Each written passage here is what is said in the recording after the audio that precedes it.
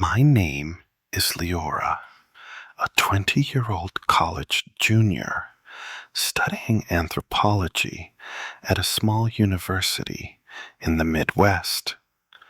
It was late October 2016, the air thick with the smell of fallen leaves and the sharp bite of an early frost.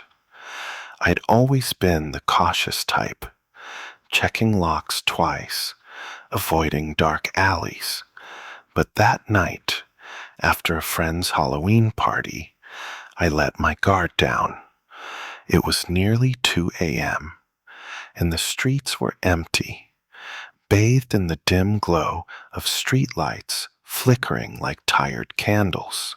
My phone was dying, my legs ached from dancing, and I just wanted to get back to my apartment.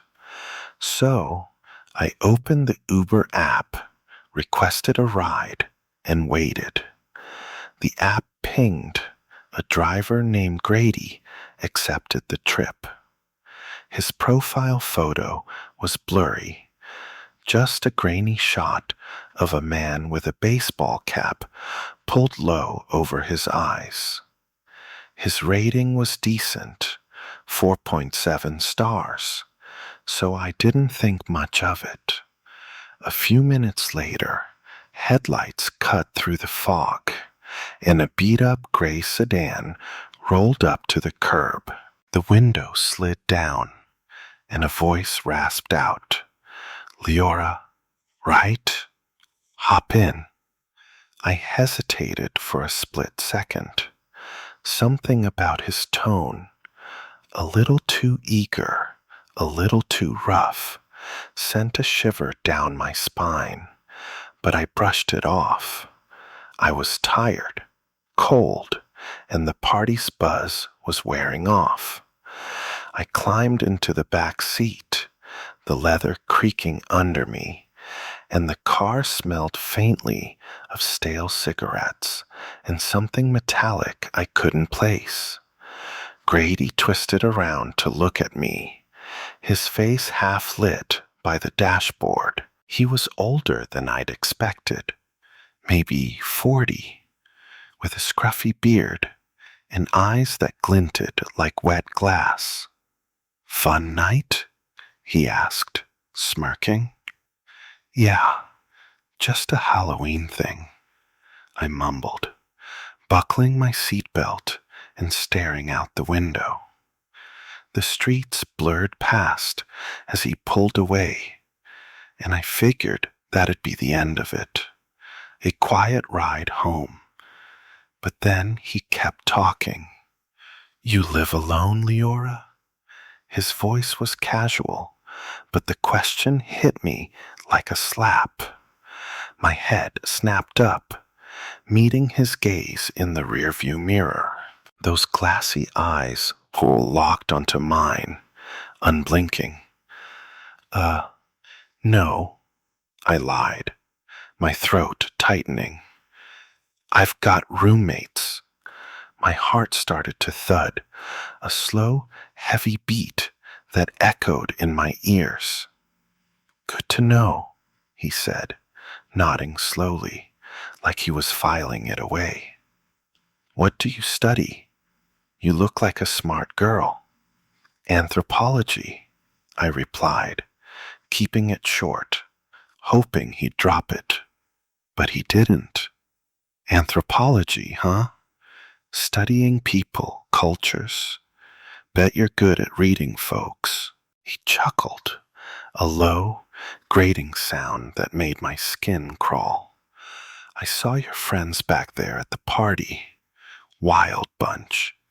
That guy in the vampire costume. He your boyfriend?" I froze.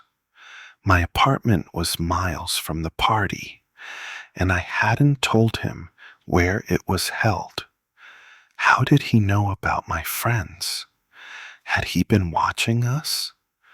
My fingers dug into the edge of the seat, the leather cold and slick under my palms.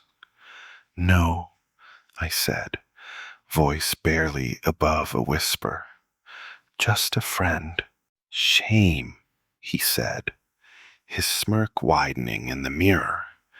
"You deserve someone special." The car felt smaller with every word he spoke, the air thicker, like I was trapped in a shrinking box. I glanced at my phone, 10% battery, the Uber app still open. We were halfway to my place, but the streets looked unfamiliar, darker than they should have been. "Are we going the right way?" I asked, trying to keep my voice steady.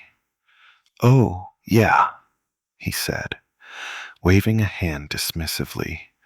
"Just taking a shortcut. Don't worry, I'll get you home safe." But the way he said safe sent a chill through me, like it was a promise he didn't mean to keep.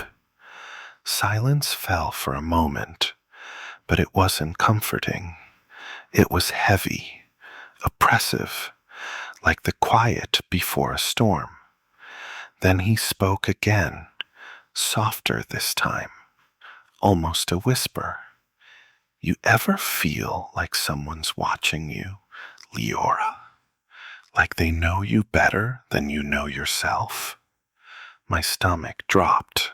I didn't answer, just stared at the back of his head, at the greasy strands of hair poking out from under his cap. My mind raced. Should I jump out at the next light? Call someone? But my phone was nearly dead, and the streets were deserted. I was stuck. The car slowed as we approached my apartment building, a squat brick structure with flickering lights in the parking lot. Relief washed over me, but it was short-lived. I grabbed my bag, ready to bolt, and muttered, "Thanks for the ride." As I reached for the door handle, I heard his seatbelt click. He was unbuckling. Before I could process it, he opened his door and stepped out. My heart slammed against my ribs as I scrambled out of the car, the cold night air hitting my face like a slap. He rounded the hood, his boots crunching on gravel, and started walking toward me. "Hey, hold up," he called, his voice too calm, too smooth. "I'll walk you to your door. Gotta make sure a pretty girl like you gets inside safe." "No, I'm fine," I said, backing away, my voice shaking. He kept coming, hands in his pockets, that smirk still plastered on his face. The street lamp cast long shadows behind him, stretching toward me like claws. "It's no trouble," he insisted, stepping closer. I could smell him now. Cigarettes, sweat, and that metallic tang again, sharper this time. My legs trembled, but I turned and ran, my sneakers pounding the pavement. I didn't look back until I reached my door, fumbling with my keys, my hands slick with sweat. The lock clicked, and I shoved the door open, slamming it shut behind me. I twisted the deadbolt, my breath coming in ragged gasps, and peeked through the peephole. He was still there, standing at the edge of the parking lot, silhouetted against the car's headlights. He didn't move, just stared up at my building, his head tilted like he was listening. Then he raised a hand, waved once, and walked back to his car. The engine roared to life, and he drove off, the taillights fading into the fog. I sank to the floor, my knees weak, my mind spinning. I told myself it was over, that I was safe now, but my hands wouldn't stop shaking. I plugged in my phone, waiting for it to charge enough to check the Uber app. When it finally powered on, I opened the trip details. Grady had rated me 5 stars, and there was a comment. Great passenger. Hope to see you again soon, Lyora. My blood ran cold. How did he know I'd check? Was it a taunt? I reported him to Uber right then and there, typing out every detail, the questions, the way he followed me, that creepy comment. My fingers shook so badly, I had to retype half of it. I hit submit, but the automated response, "We're looking into it," felt hollow. I didn't sleep that night, jumping at every creak of the floorboards, every rustle outside my window. The next morning, I called my friend Theo, the one in the vampire costume from the party. "Did you see anyone weird hanging around last night?" I asked, my voice still shaky. He paused, then said, "Yeah, actually, there was this guy in a gray sedan parked across the street when we got there. I thought he was just waiting for someone, but he stayed the whole time. Creepy dude with a cap." My stomach twisted. Grady had been watching us, watching me, before I even called the ride. How long had he been there? Had he followed me from campus earlier that day? I couldn't shake the image of him standing in the parking lot. That slow wave, like he knew I was watching. Days passed, and Uber emailed me back. A generic apology, saying they'd taken appropriate action, but couldn't share details for privacy reasons. I stopped using the app after that, sticking to buses or begging rides from friends.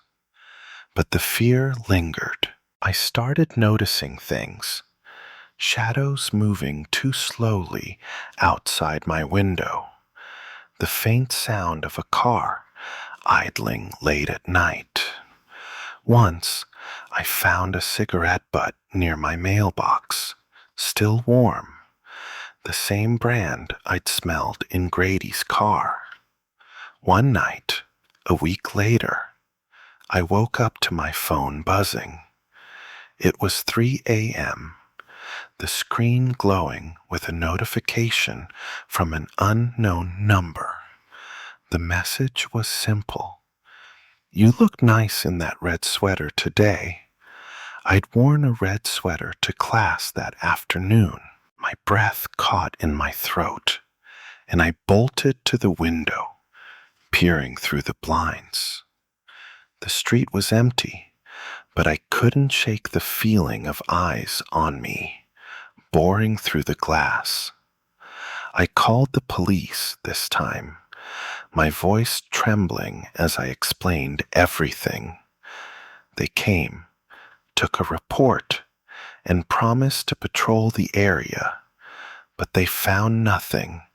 No gray sedan, no Grady.